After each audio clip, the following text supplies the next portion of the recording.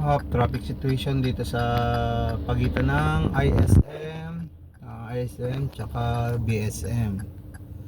Yan po, traffic situation. Yan, ang luwag-luwag. Pero mamaya po, sobrang sikip na po yan. Dahil magpapasukan na po yun dito sa may sa may ISM ng 8. Yan, magkasabay-sabay na po yan. Yan. Mamaya, sobrang traffic na po yan.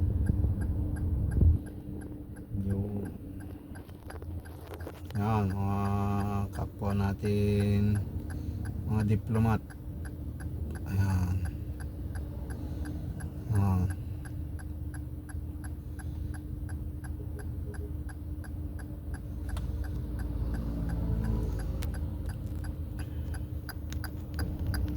Yun, no? Maluwag pa sa ngayon dito.